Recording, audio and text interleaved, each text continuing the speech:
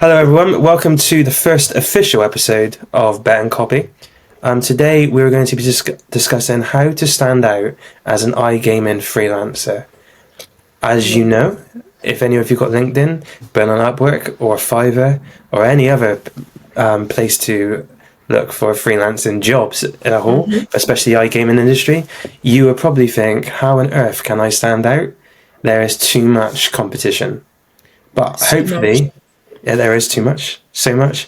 But hopefully, after we've discussed a few things today, you'll be going away and having a different perception on the level of competition that's out there.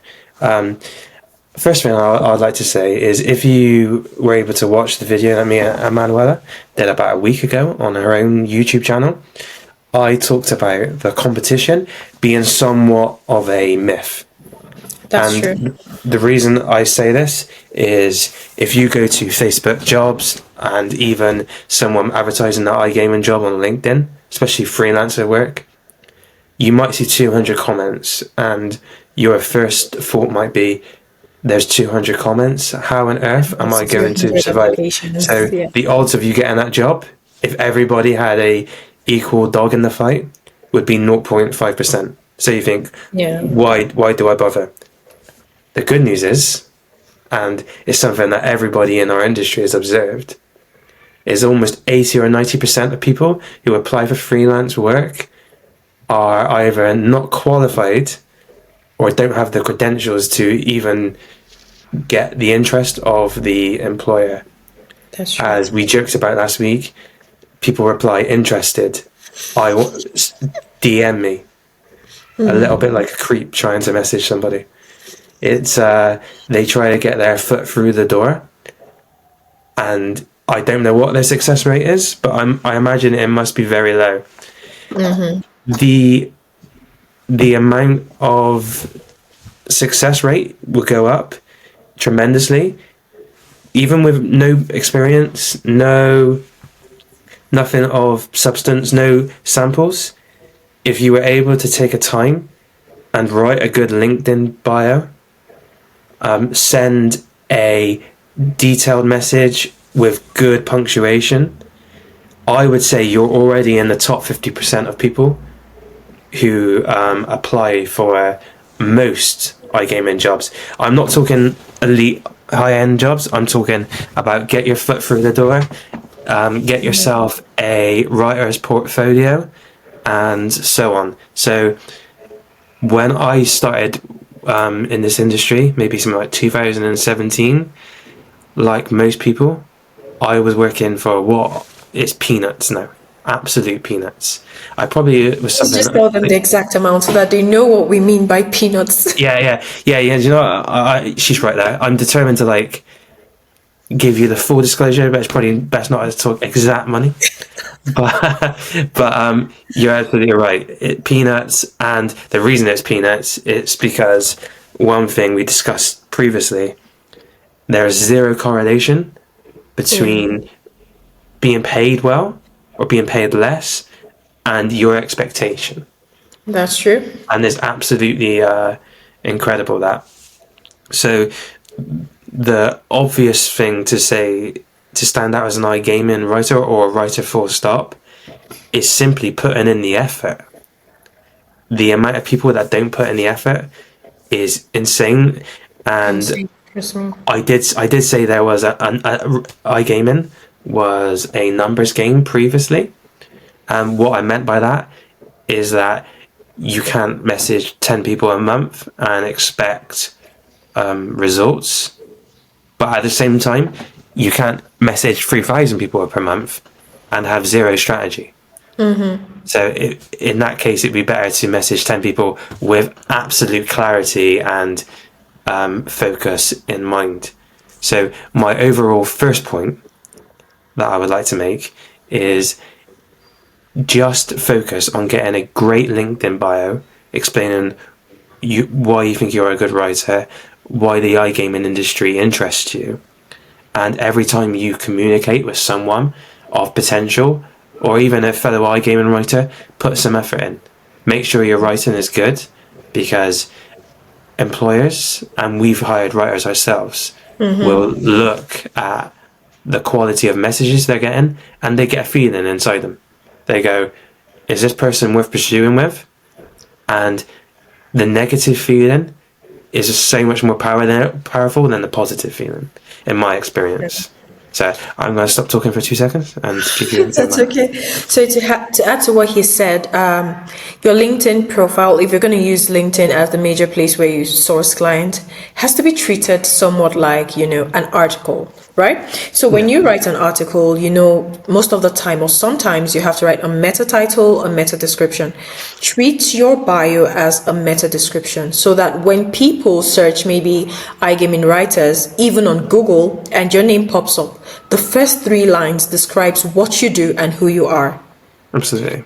It's an opportunity to put these keywords like iGaming writer, sweepstakes, betting, keywords that people are searching for. And this may sound very simple and it's something that's very easy to overlook, but there are thousands of employers who don't even they don't go on LinkedIn.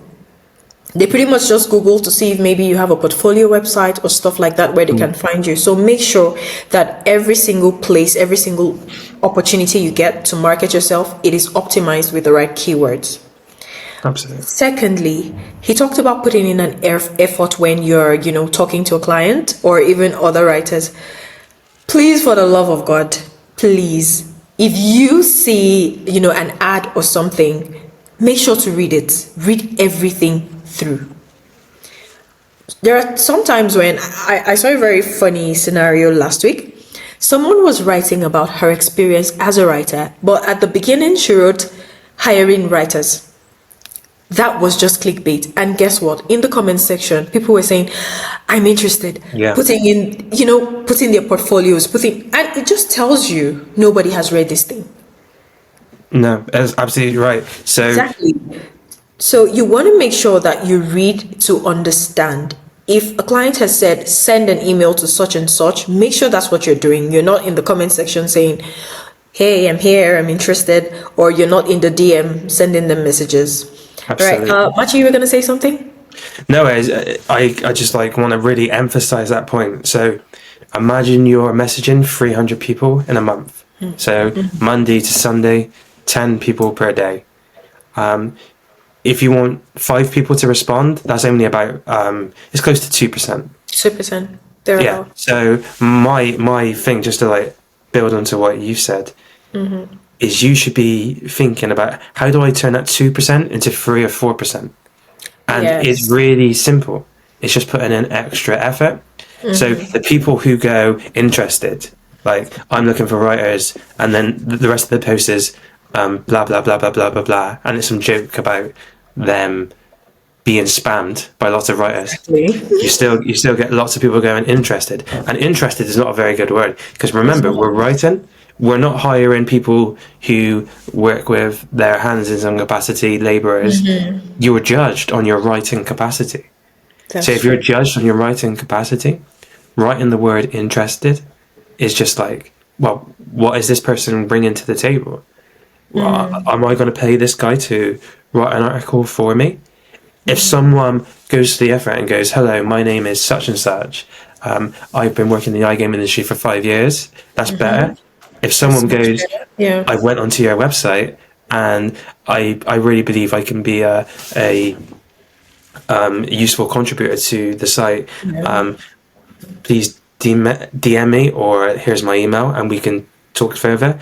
It's just something that I feel is so much more professional, and the amount of people who do that are very small. Very small. And I think that was like a real breakthrough moment for me when I realized the competition is somewhat of a myth, because I know the people that I've been an employer myself.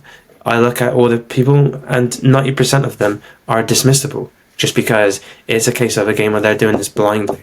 They're ticking any box they can. So that would be my overall advice. And of course, we're talking about standing out from the start.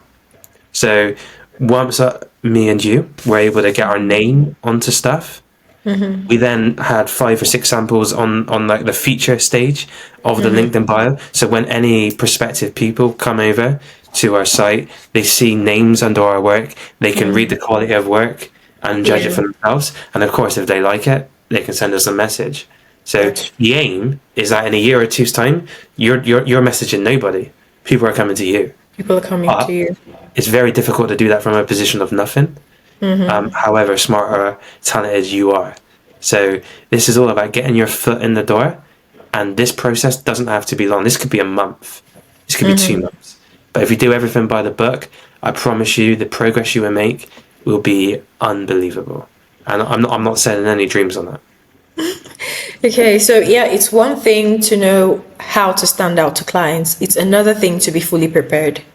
So Absolutely. preparedness as an iGaming writer starts with the content that you have to show. So he talked about, starting from scratch, not having any samples. The first thing you want to do is be sure that you understand what iGaming writing is about. Understand what the industry is about. Understand what good content in the iGaming space is about.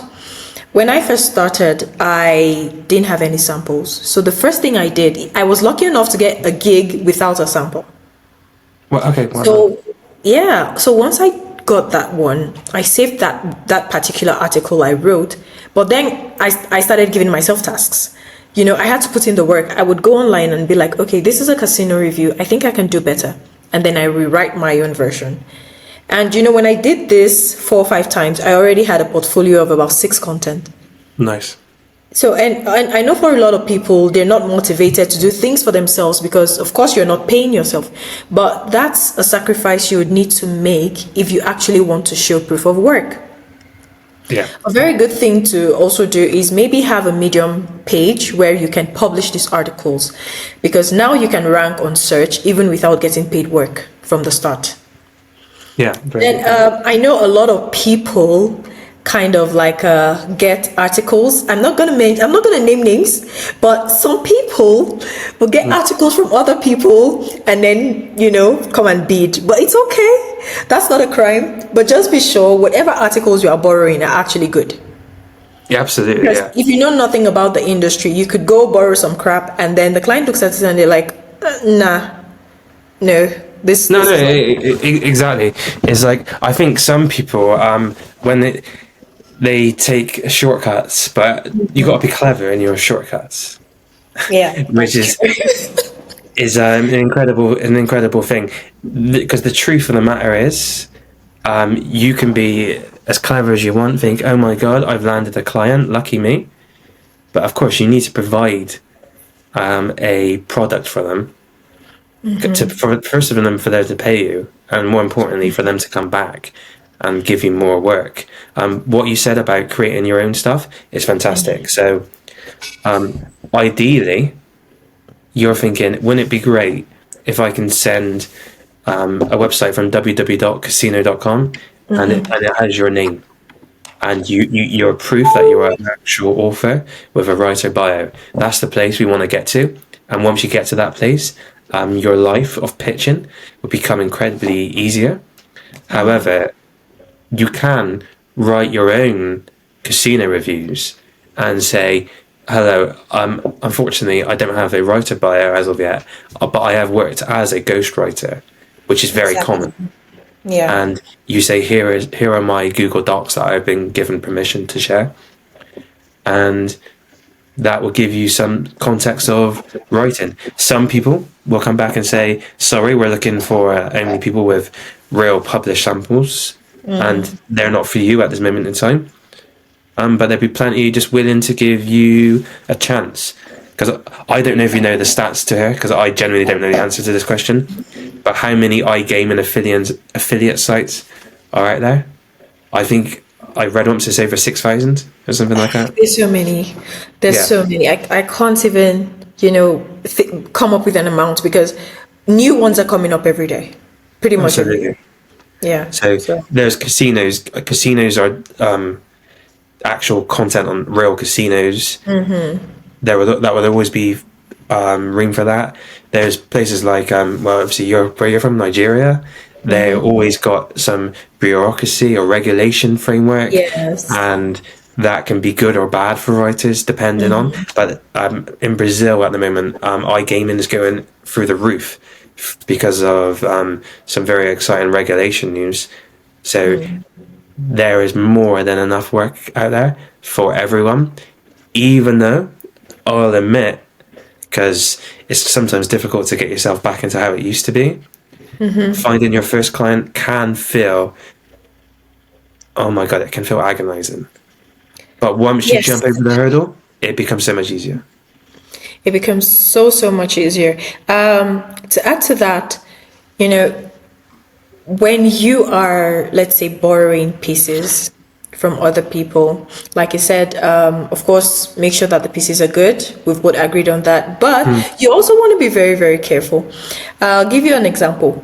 Some time ago, someone reached out to me and was like, "Oh, I want to write a casino review for a client of mine, but I'm not so sure how to handle a particular heading." Very smart guy, I must tell you. So I gave him a sample of mine, and guess what? He passed it on to the client as his. Wow. This was the exact same client I had written that piece for. Wow, that's unbelievable. Yeah, So that's great. I was so lucky I'd built trust with that client. So I was able to take a screenshot of my conversation with this guy and share it with the client, like, "Hey, no, this was just, an innocent coincidence." But imagine you do that and then you're just starting as a writer. You've lost your very first chance. So Yeah, make okay. sure whoever you're borrowing pieces from is someone you really trust and you can open up to. So you can tell them 100%. point blank, "Okay, this is the client I'm trying to pitch." Of course, the other person might go and also pitch the client, but that's not your problem, right? This is the client I'm pitching. So I just want to be sure we are not going to be, dealing with the same person. And Yeah. that way you don't get into any trouble, because trust me, you want to avoid as much trouble as you can from the get-go. Absolutely. Yeah. To be frank, now we've had this conversation openly. I think the best way forward is to rewrite an existing article. Yes. Therefore, if people accept your work, they actually like work that is genuinely yours. So therefore, you've already know they've accepted your standard. Yeah. So then everything should go swimmingly after that. We're going to go on many tangents in further episodes, but I think we should wrap up now. And Yes. we'll see you another day. So thank See you you guys next for time. joining, and take care. And we'll see you for episode 2 very soon. Aren't you Thank you. going to tell them to like and subscribe? Yo, better like and Smash subscribe. it. Smash a like. Smash the subscribe button, and scorpion kick something else. And always Yes, and keep please returning. turn on the notification bell, because we're going to be yapping a lot. We've still got so many episodes to come. So you want to be the first to know. Turn on the notification. Absolutely. All right. She's wise to say Bye-bye, that. guys. Take care.